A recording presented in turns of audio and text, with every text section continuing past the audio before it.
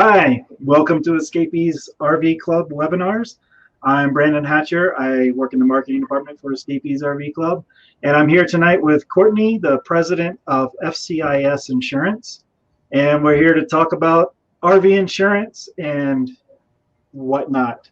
So Courtney, why don't you tell us a little bit about how you got started in the RV insurance business? Sure. Thanks, Brandon, and welcome everybody. I know this is everybody's favorite topic, but I will try to keep it as entertaining as possible because it is certainly necessary. But as Brandon said, my name is Courtney Wooge, and I've been part of the Escapees rallies and club for my 8-year career here. My father founded FCIS Insurance in 1978, which was the same year the Escapees started.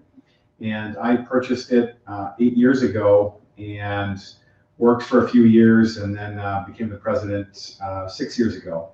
So our main office is here in Forest City, Iowa. And I also have another location out in Collinswood, New Jersey that has some staff as well.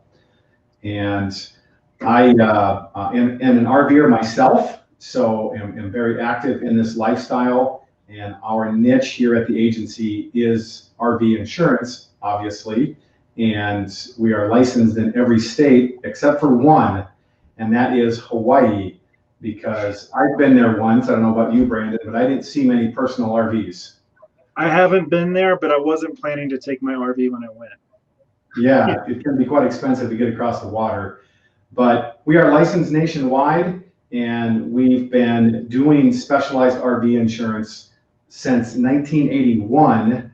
And the reason how our agency got into the RV insurance space is because my father founded and authored the first replacement cost RV policy, which essentially helped the depreciation on those folks that buy a brand new unit.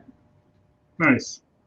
So for me personally, my wife and 4 kids travel around in our RV and get to meet a lot of fun people. We were supposed to be going to the rallies this summer, but COVID-19 had other ideas. So we're all doing these video platforms and having some fun.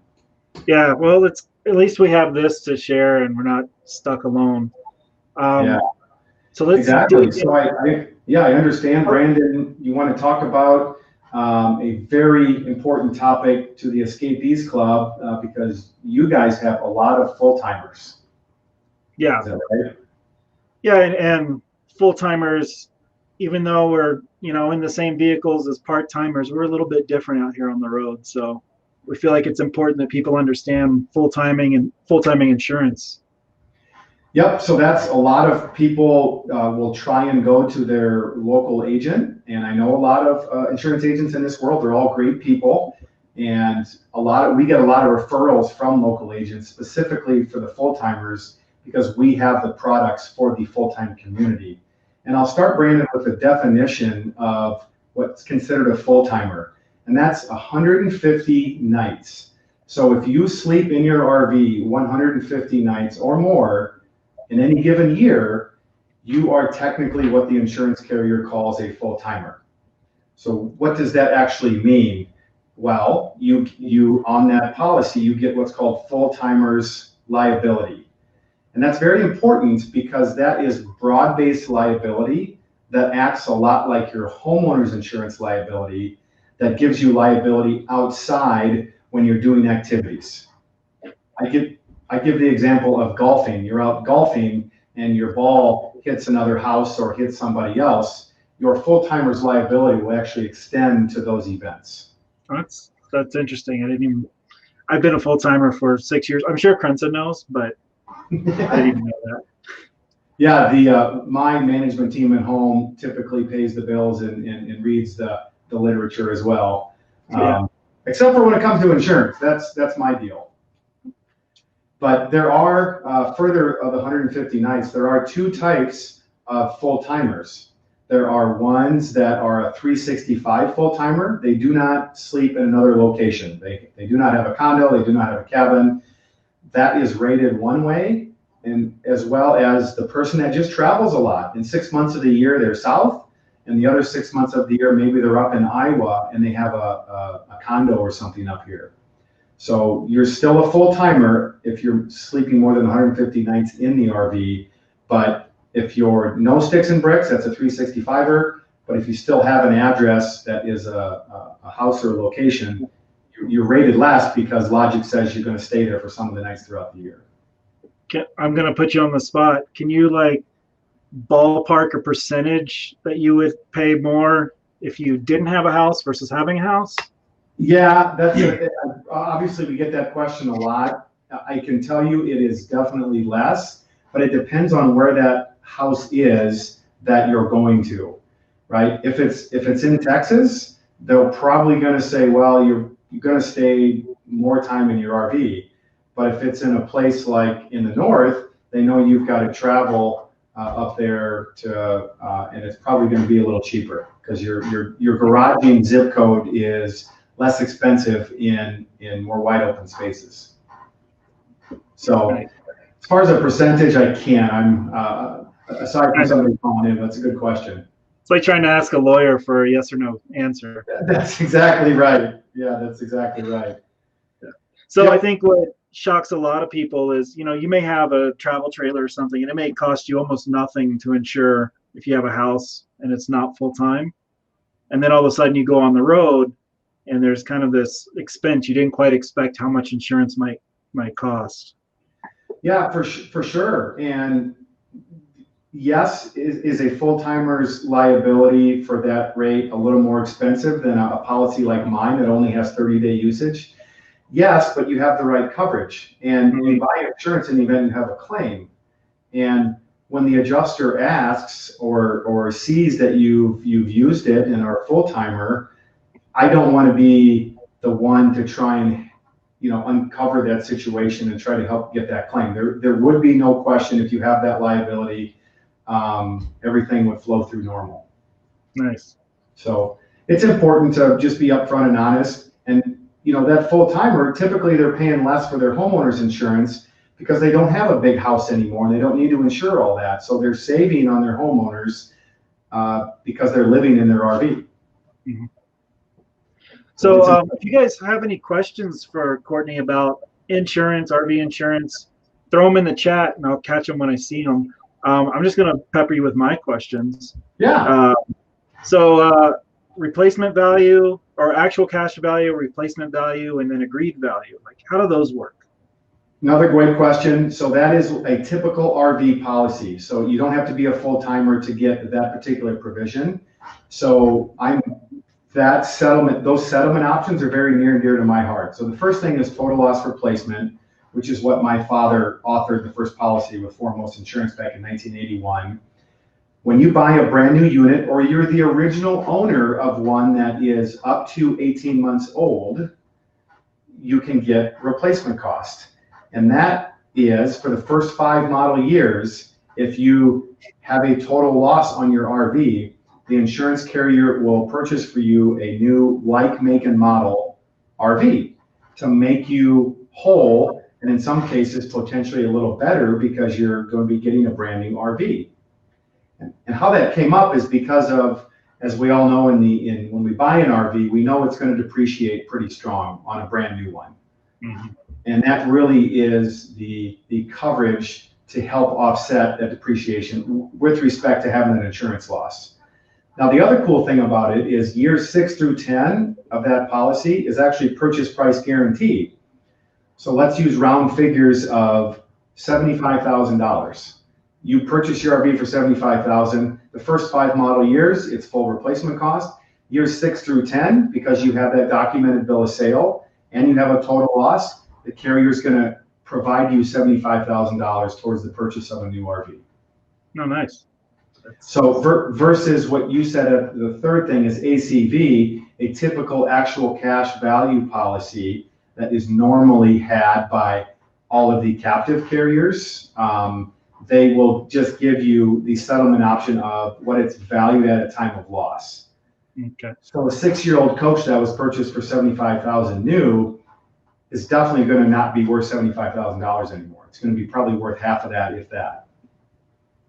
Right. So That's the big, and then there's this agreed value piece, which we'll get into when we talk about conversions, because that's your second topic.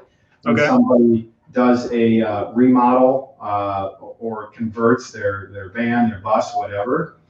If you have a value you want to lock in today on a used one, we can lock in that value for a certain number of years, depending on the carrier. You just have to prove its value. You can get it appraised. You can use the bill of sale at the dealership. Or you can, have a third party, well, I said the appraisal, I guess, third party appraiser, just have it appraised and we can use that as a figure. Nice. So let's talk about our stuff in our RV, because, I know a lot of these plans have some coverage in them, but I know what we carry in our RV that it's not usually enough. Yep, that's great segue. That was the third thing I had on my list. What makes an RV policy different than an auto policy is we can put up to $99,000 of personal contents on an RV policy in $1,000 increments. So that's step one. Your normal auto carrier can't put personal contents because you dump your car out, you've got change and chapstick and loose items. We can even go further. If you want to schedule items like you do on a homeowner's policy, if you have a diamond ring, if you have expensive camera equipment, if you've got expensive kayaks, we can schedule that so that way that value is locked in if it's stolen or you have a loss on your RV. Nice. Sorry, I keep saying nice. You just stop that. Yeah. Everybody drink when I say nice. So yeah, Vicky actually had a question that kind of relates to this. She has a travel trailer and she's pulling it with a Tahoe. If she were to, what do you put the extra policy on, the extra scheduled items? Do you put it on the trailer or the truck? Or definitely on the trailer, because you are, if you're a full timer and you don't have a homeowner's policy to place those extra items on, then that's what the RV policy is designed for. You can add personal contents, again, up to $99,000 worth of equipment as personal contents. Your Tahoe policy or your standard auto policy, most carriers do not have that personal contents additions. Some are starting to, but certainly not to the value of $99,000 that we can for an RV policy. No, she is chiming in here. She's not a full timer though. So would that go on her homeowner's policy then, or? You can do either or, Vicky. You can do either or. You can put them on your homeowner's policy if you own a home and you want to put that on your homeowner's policy, or if it stays in your travel trailer and that's where it's going to have a loss at and that's where it's going to happen, then you certainly can put it on the RV policy and schedule that on as personal contents with your travel trailer policy. And she would still be covered if she took her computer with her in the car on a hike and it got stolen or something, right? Yes, absolutely. That's correct. I did it again.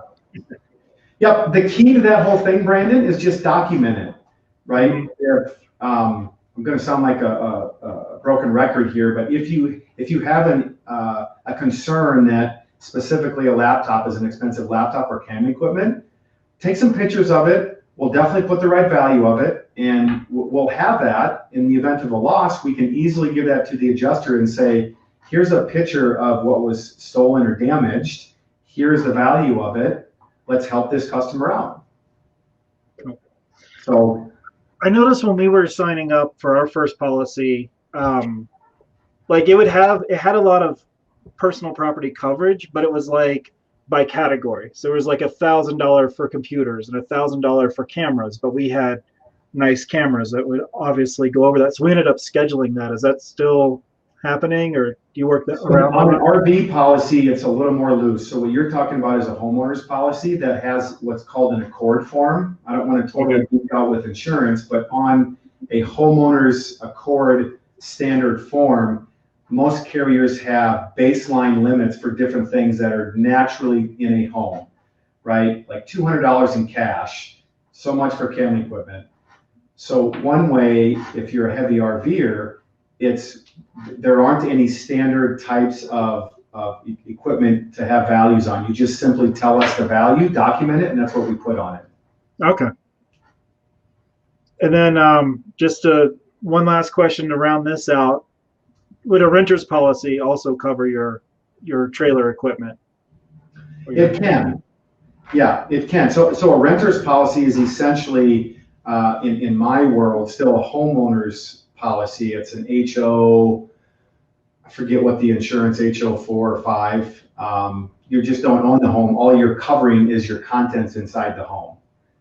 So again, in that circumstance, let us know who the carrier is and how it's scheduled, and it may make better sense to put it on the RV policy. It may not make sense with rate. Leave that on your renters. We would want to know the entire picture. Right. Did it again. All right. So I'm going to bounce back to some earlier questions, unless you want to geek out on full-timers insurance more. Well, back to full-timers, I want to highlight one more thing, Brandon, before we take another question. So if you have a claim and you're a 365 or even a heavy user, and you can't use your RV, guess where you're going to need to stay? At a hotel or something. At a hotel or someplace. So a normal auto policy does not have what we call loss of use. I take that back. They do, it's just very, very minimal. So on an RV policy, and specifically full-timers, we always recommend that you have a big coverage for loss of use. You can go up to $7,500 worth of coverage if your RV needs to be fixed for a whole month or 2 months. It could get quite spendy finding other arrangements to stay. So $750 is the least amount we put on policies if you're just a casual user like me. If you're a full-timer, we recommend you go to at least $1,500. And that would typically cover a couple weeks in a hotel if your RV needs to be fixed in a shop somewhere. And what was that called again? So loss of use or emergency expense are the two insurance terms that are used on your policy. So I do see a question, if I could just jump to it. Yeah. There is, can you bundle auto and umbrella and home? The answer is yes. So we have 5 different carriers that we look at the whole circumstance. And what you're getting at is it cheaper if you bundle? And again, depending on the state, it can be. We always recommend to the full-timer, let's get your RV and your towed at a minimum. Because if you're involved in an accident, guess what it's going to affect? Both of those. So you really want one carrier, and a lot of times it's one deductible with that one accident. Now, just since we're talking about tows, and for those of you that are new to RVing, towed is the car that's towed behind you, and we refer to it as a TOAD, towed. When you're towing a car behind a motorhome and you're in an accident, is that all covered through the motorhome's insurance since you're towing it, or is it kind of? So the liability would be if the car comes unhooked and it veers off and it hits somebody. That answer is yes, but the physical damage is not to the auto.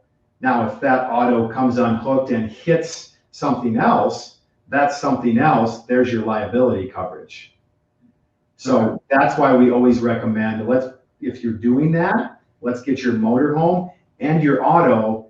It's 2 policies, but let's place them with the best carrier together, so that way you have liability and physical damage on both of the vehicles, and you have one claim in any accident.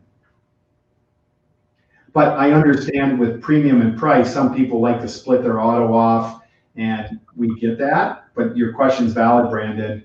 Yes, anything you tow behind a powered vehicle, your liability is coming from that powered vehicle. Same thing with a truck to a trailer. Your truck's liability policy, will cover the liability when it's hooked up. But guess what? When you're camping and those jacks are down, you need a specific RV policy. That's why, of course, we always advocate, if you have a fifth wheel, if you have a travel trailer, put an RV-specific policy on that, so that way your physical damage, your campsite liability, you get all those homeowners provisions when you're camping in it. That makes a lot of sense. So someone had a question here. I thought it'd be a good time just to square it away. You are FCIS, but you're also RV Advantage. That's right. So this is a constant battle between my marketing department, right? Who are we? So our parent name is FCIS Insurance, but what I found out when I joined the business is that nobody knew we were an RV insurance specialist. Some people knew, but for marketing purposes, when you get our policy, it says FCIS Insurance on it. That's our legal name where we have taken the market. We also do other types of insurance other than RV. We do some commercial, we'll do businesses, we do life, we do some health, umbrella. We do all kinds of different policies, but our main niche in the nationwide world is RV insurance. So what I did is I just trademarked another brand name called RV Advantage. And RV Advantage, if you go to that website, that sole purpose is just to collect your information so we can give you a quote. And digitally, if you go to FCISinsurance.com and you click on RV insurance, it's going to take you to RVadvantage.com. And you are not an insurer specifically, right? You're like, the question here was, are there more than two insurance companies, or do you operate like an independent agency, or do you underwrite these RV policies? Yeah, I should back up. So we are an independent insurance agency by distribution channel. So there are 3 ways to buy insurance in the United States. Number 1, you can go to direct. You can go to geico.com. You can go to progressive.com. You can put in your information and you'll get somebody on the 13th story in a big city that probably knows nothing about RVs. But you can buy it online. Second way you can buy it is through what's called a captive agent. So I've got a lot of good friends in that captive world where they only sell one product. That is State Farm, Allstate, American Family. Those agents you see that have one carrier. Our agency is a independent agent that represents multiple carriers. And we have a niche just in the RV insurance space. So in the RV space, we represent 5 different carriers, and I'll go through them. We've got Foremost, we've got Nationwide, we've got National General, and we've got Progressive and Safeco. So depending on the state that you're in and you domicile and you register and you garage your unit, we have multiple options that we can present to you and say, hey, we as an agent think this is the best for your situation. Okay. Does that make sense? Yeah, that clears that up. And that's kind of why we know you as the person who can find insurance when other people can't, because you've got tentacles out there that can look for things. Yeah, and that's the point of this education. Full-timers RV insurance is challenging to find. We get calls daily saying, I tried to talk to my buddy that I golf with that's an agent, and he can't get full-timers coverage for me. I've even had issues where I've called Progressive Direct and asked for full-timer coverage, and the person, they're just reading their script, but they're like, we don't offer full-timer coverage. And then I go through you and I have full-timer coverage. It's just a matter of, like you said, the person answering the phone doesn't get hit with that question a lot, so they don't know where to look for it. Yeah, exactly. And I don't want to toot my horn too much, but we do this all day, every day, and twice on Sunday. So it's just kind of what we do. Did you hear that? He's open on Sunday. If you happen to be one that knows my cell phone, I keep that mostly private. Right. We are open Saturdays, though. That is important to know. We are open Saturdays. So I'm going to just jump back to an earlier question from Debbie. Kind of specific, but they have a vehicle that I guess according to the brochure, it's a Class C, but according to the VIN number, it's a Class B. Yep. And they heard that maybe it would be cheaper to insure if it were considered a Class C. And is that worth fighting about? The answer is yes. So that's where we talk to underwriters and we take pictures and we take what you believe it to be. And we talk to our specific RV insurance underwriters and saying, this is Debbie's risk. We think this should be officially a Class C. If that's what you wholeheartedly believe it is, then we have access to talk to the underwriters and try to get that done. But if you're asking which one's cheaper, again, I without quoting it as a B and a C, I'd love to be able to spit that out, but we do hundreds of quotes a week, and I mean, the models change. And believe it or not, throughout this COVID situation, so a lot of our customers may have gotten some form of a credit or refund because the usage went down.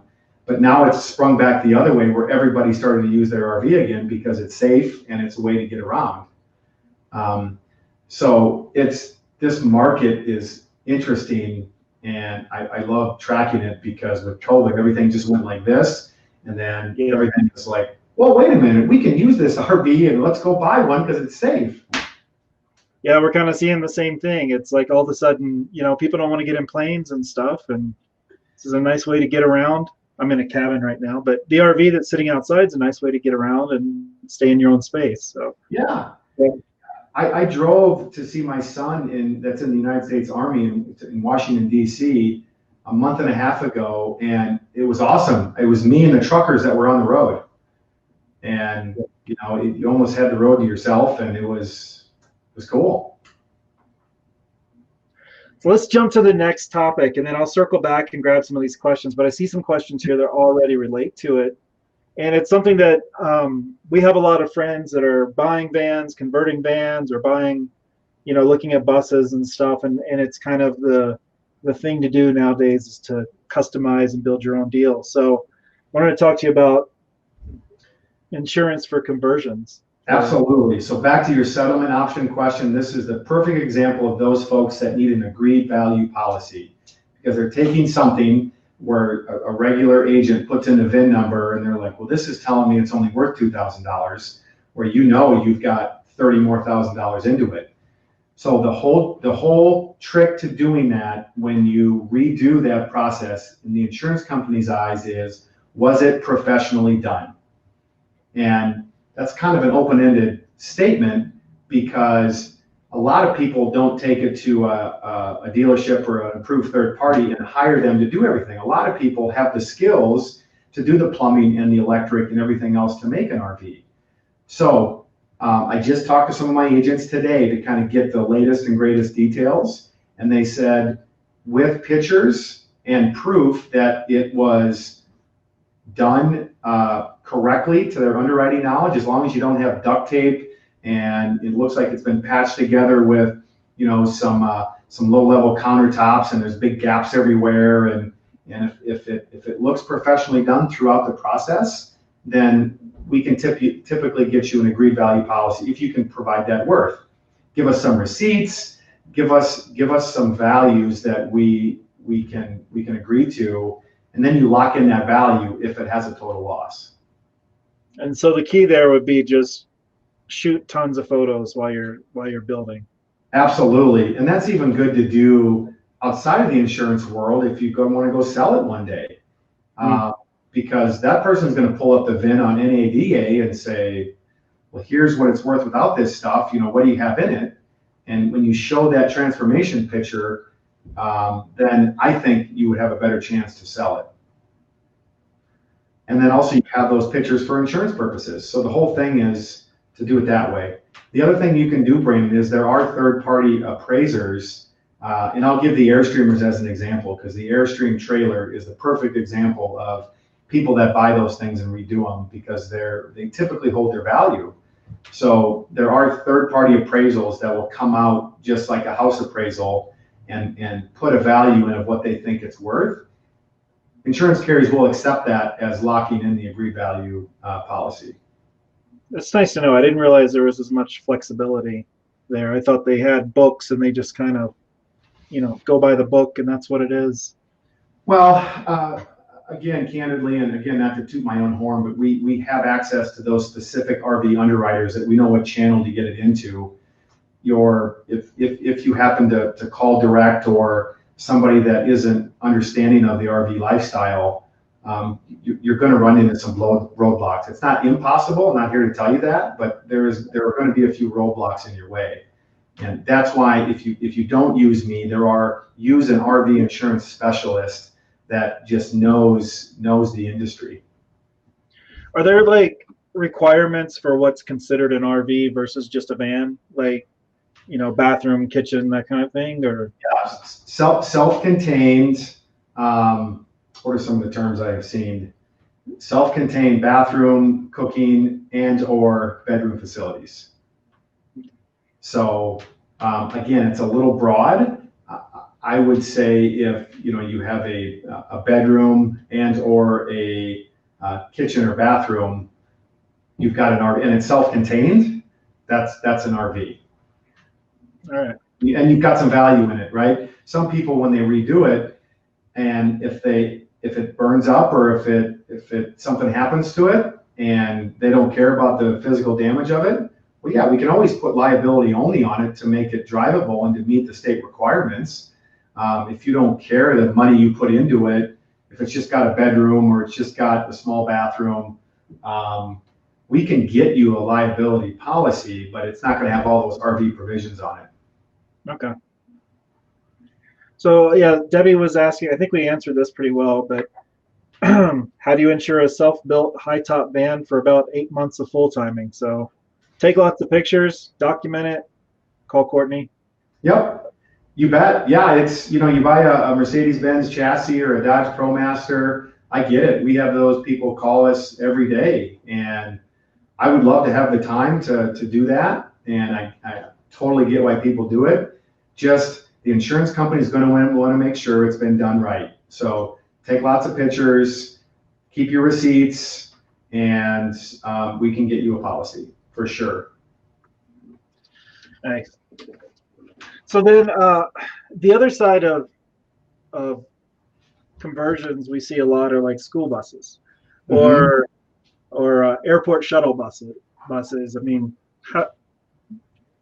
we talked about this before. I know they're a little bit of an issue lately.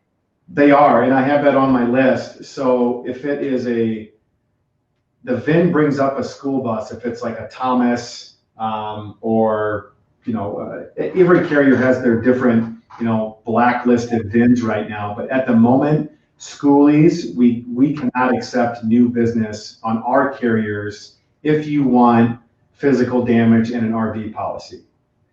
We can get you liability only, again, but if you've redone it here recently and it's a Thomas or a school bus type skoolie, the carriers have had lots of claims from what I've understood. And if you currently have a policy, they're keeping you on the books, but anything new, they have, and this just happened like within the last month, they're saying, we're not going to write any new ones. Now, am I advocating to bring that back? Of course I am. I'm trying to convince them, okay, well, the way to do that is just, of course, take those premium dollars up, which nobody likes. Yeah. But I'm telling you, the insurance carrier is not going to lose money for too long before they start making a change. So at the moment, we're in this little weird spot with skoolies, and it'll be corrected, but at the moment, we can't allow any new business. And that, at the moment, is just unfortunate. Does that mean even like for just liability or? Yeah, from a liability standpoint, we still can. So if you want liability only, we can. It's just going to be a bare bones. It may be more expensive than what you're thinking because of it's a school bus, but yeah, it's a big heavy vehicle. It can do a lot of damage. Absolutely. So, but an RV policy, we're not allowed to put those provisions on. That's too bad. Hopefully that works out. Yeah, but your Silver Eagles or your Prevos, those types of buses that are designed for an RV chassis, yeah, we're still open for business for that. It's just specifically those that were originally intended to be built as a school bus. Mm-hmm. And then Scott has a question about converting a cargo trailer. So do you have trouble with that? Is that flow fairly? We have trouble with it. It's not impossible, but again, it has to go through another step or two of underwriting. And we can't just key it in like we do, your RV or my RV, Brandon, right? You put in your make and model, it comes up, the system knows exactly what it is. So for these conversions, we just have to go through another couple steps, and it may take a couple extra days of underwriting to get you an answer, yes or no. But yeah, if just like converting a van or a bus, people like you, Scott, are looking at a trailer to put a self-contained bathroom, bedroom, cooking facilities in there, and I get it. You're going to want to insure that correctly so you don't lose your value if something happens to it. And then the second part, is it cheaper to insure if he gets it retitled in South Dakota? I guess it. Yeah, so the reason why people title those things in South Dakota or Montana is for tax purposes. And here about 2 years ago, insurance carriers started rating more on where it's garaged. So this brings up a whole address situation with RV policies. The olden days of tagging it, registering it in Montana and South Dakota, and having that as your policy, that is starting to go away. The carrier cares. The question that's going to be asked for underwriting is, well, where do you keep your RV when you're not using it? And if you're a full-timer using it all the time, well, then you've got the full-timer's risk, and then it's everywhere. But if you're garaging it in Colorado, but you're registering it in South Dakota, no problem. You get your registration and your license plates and your domiciles in South Dakota, but your policy is actually in Colorado because that's where your unit is at most of the time.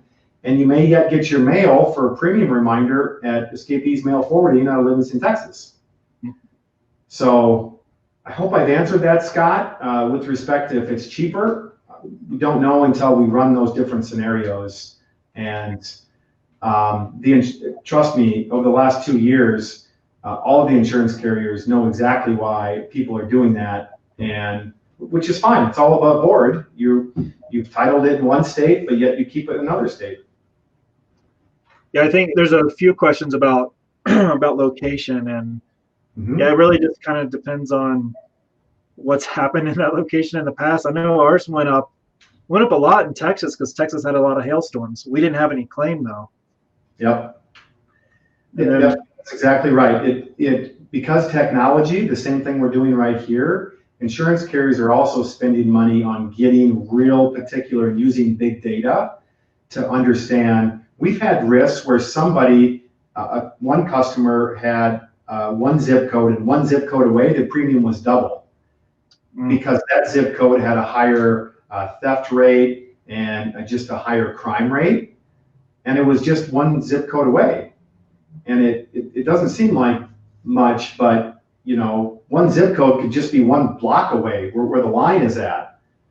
So they're using big data, and my answer as an agent to that is just tell us your circumstance, and we'll get through it so that way you're insured correctly. We have the options for it, and then if your circumstance changes, give us a call.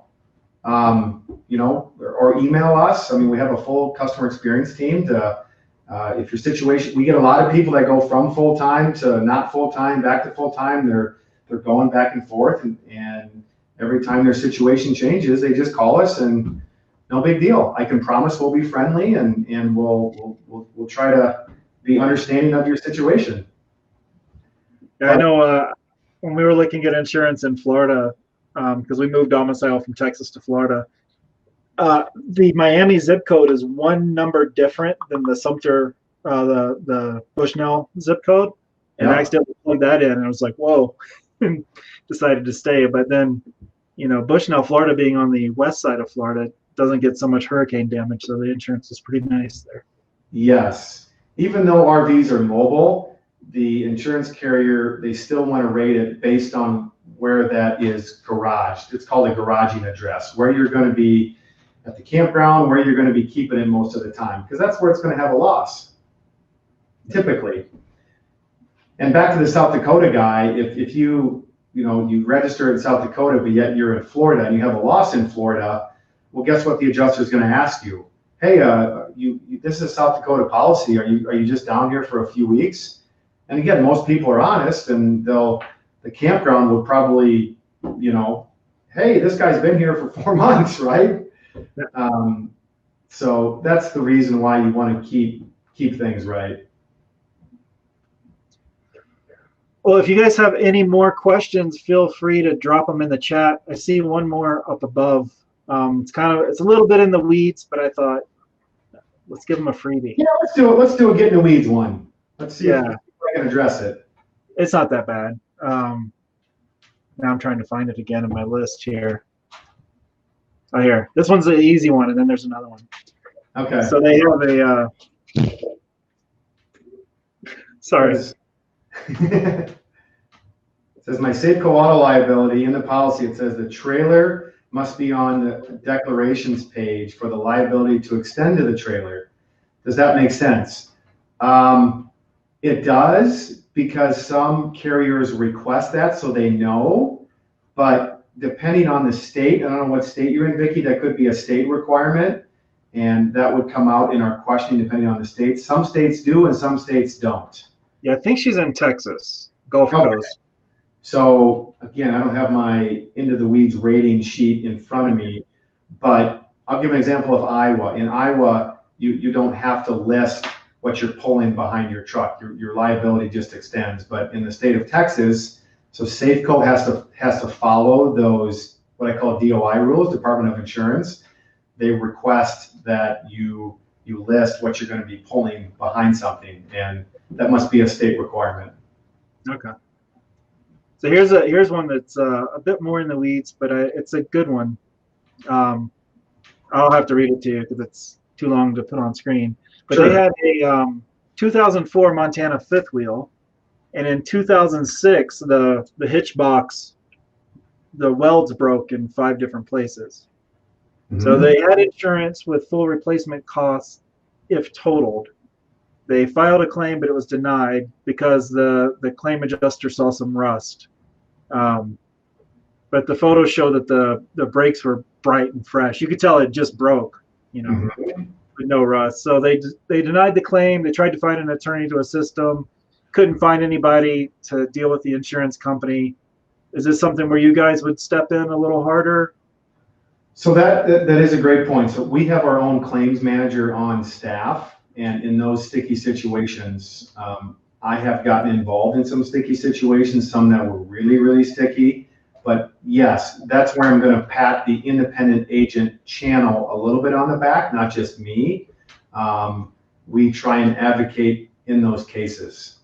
So, I mean, obviously I'm not going to say no to that. Sorry, man, you're on your own. But my history would speak for itself. If you want to, ask people that have had claims with us that have been sticky, I would, whoever you bought that through, if it was direct, again, good luck.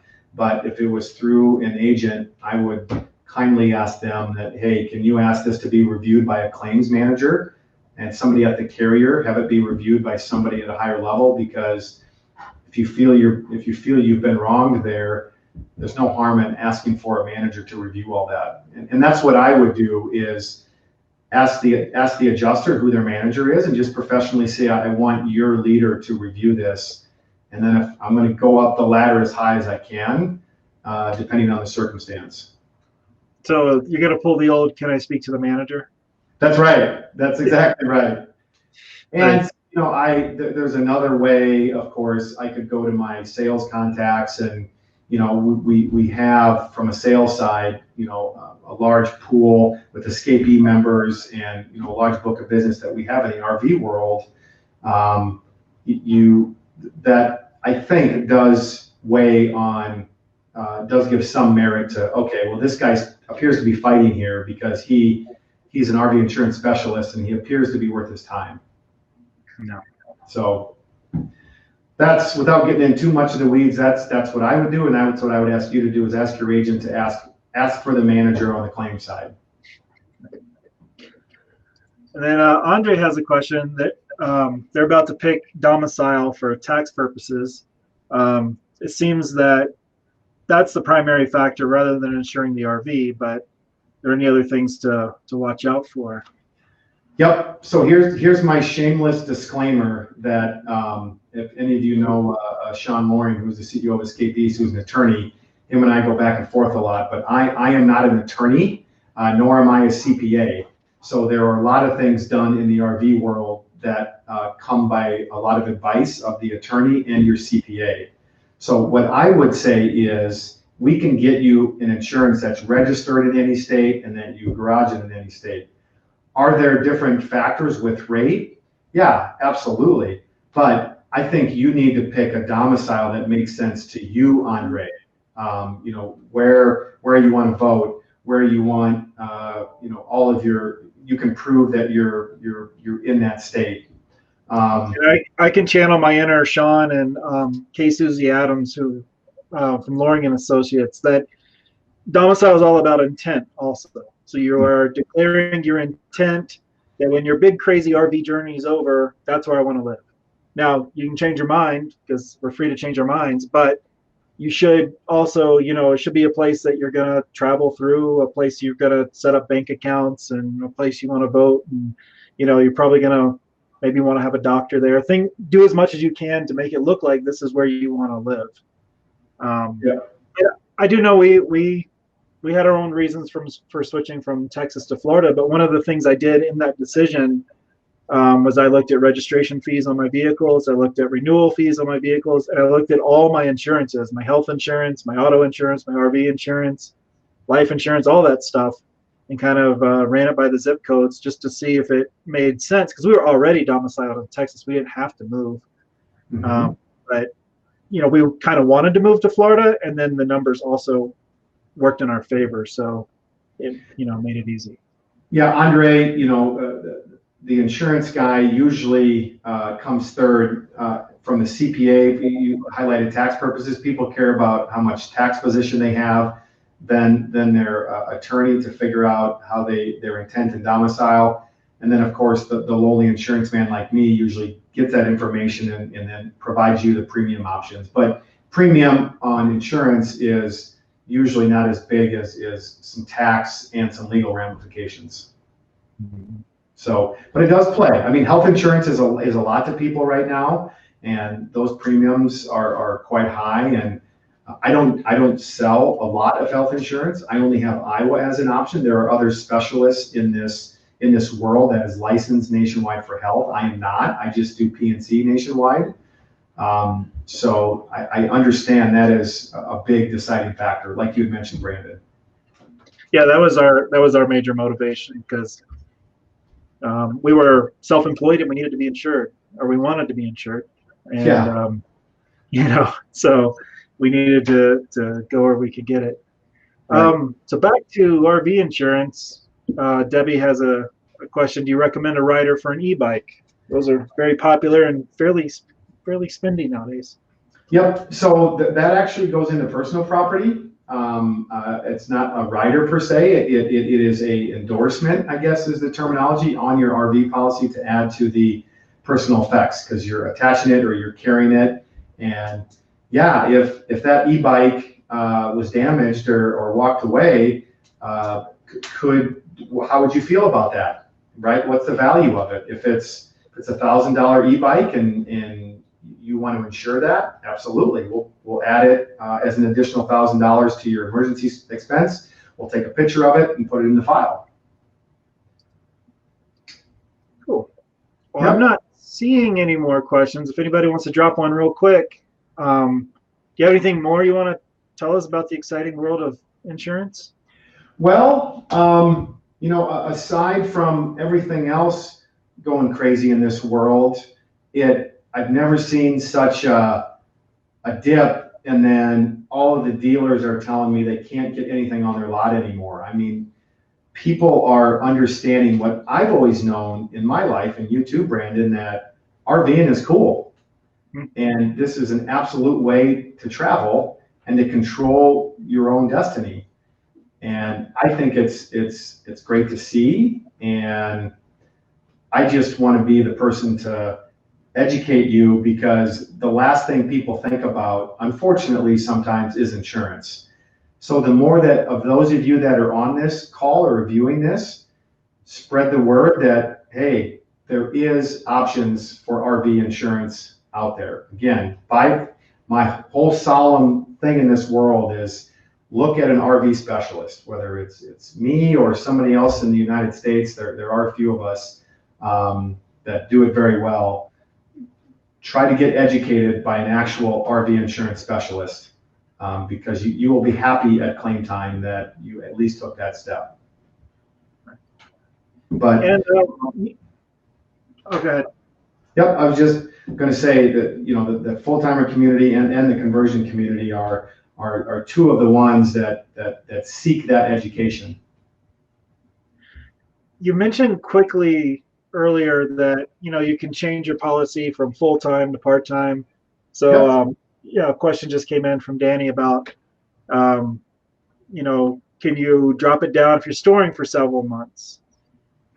Yeah, so you, again, depending on the state, and I'll give some examples here. So you can take off liability if you're not driving it, and collision because you're not driving it. You want to leave comprehensive on in the event something happens to it.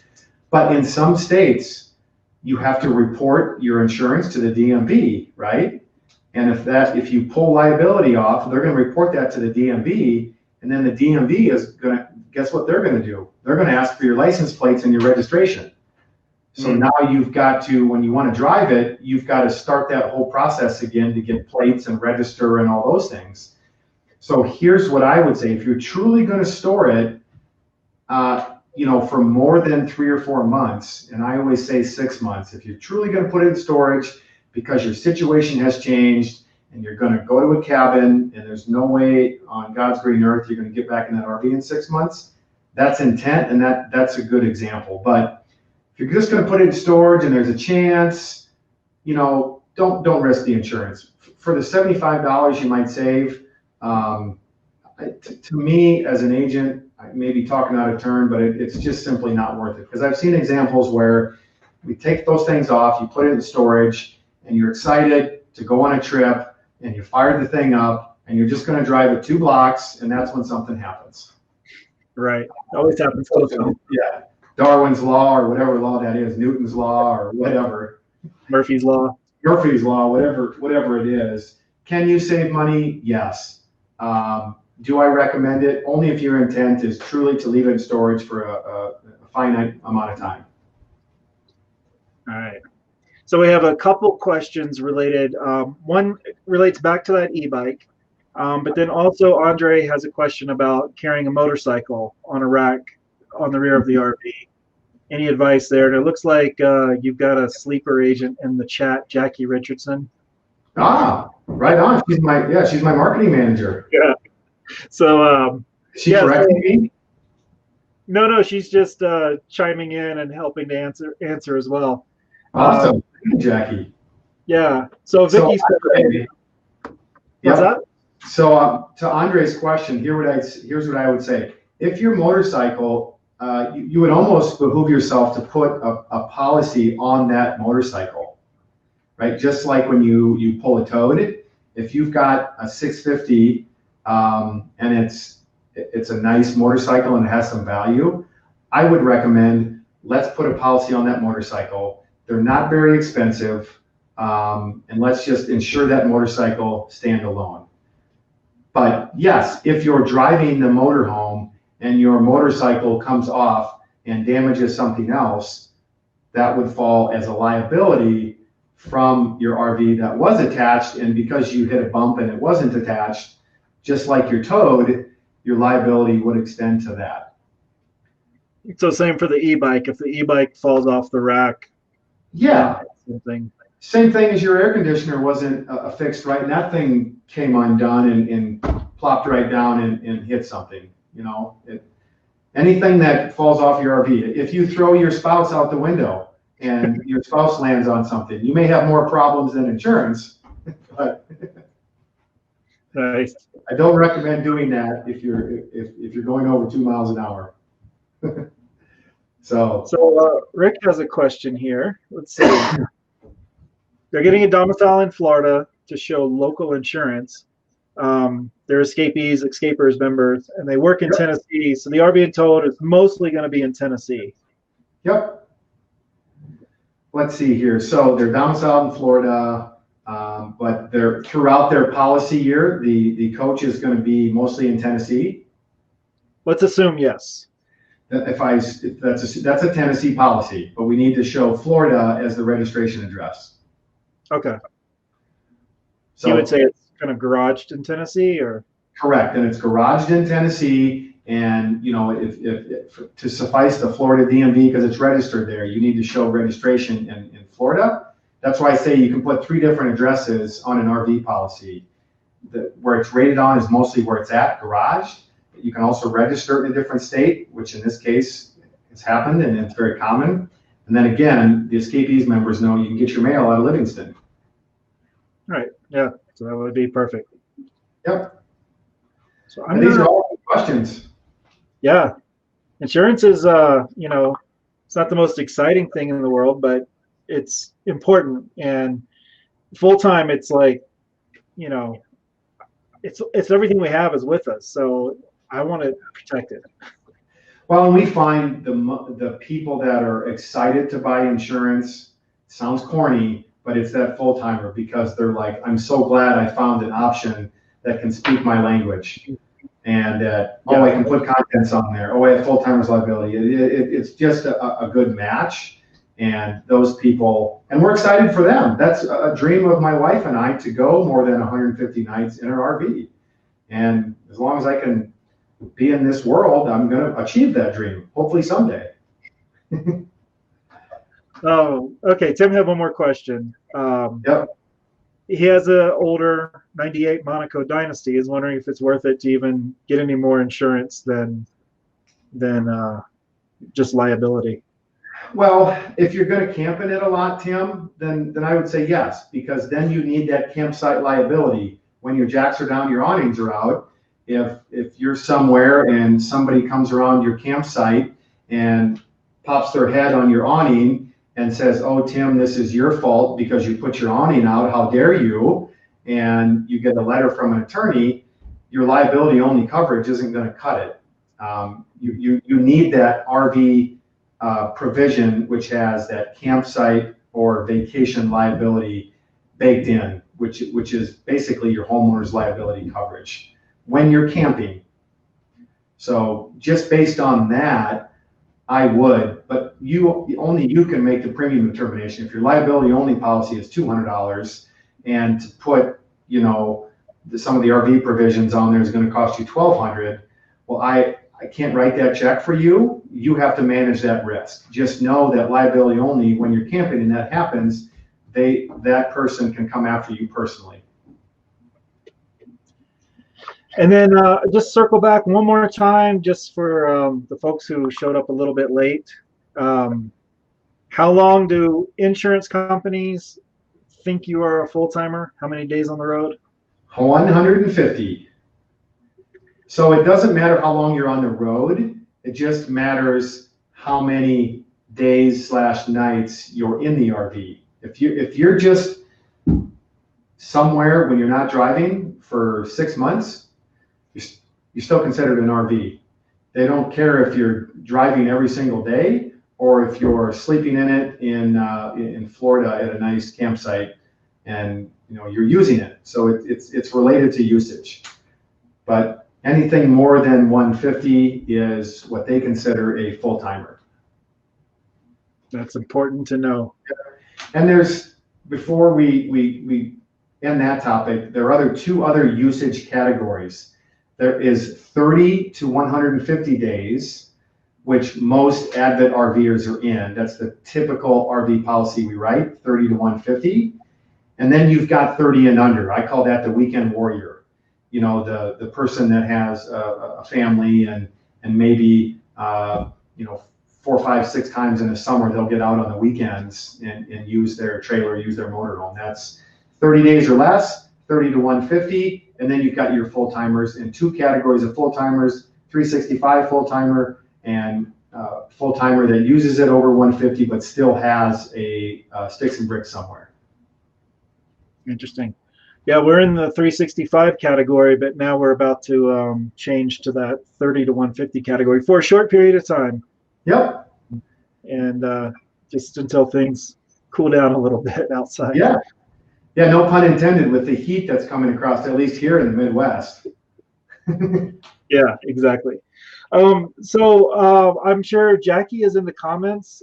Jackie works for FCIS. Courtney might jump in the comments. So if there's a few more questions, well, there you go. Jackie just answered the other questions that were coming in.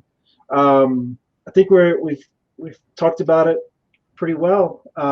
Danny said, "Good job," and yeah, thanks, Danny.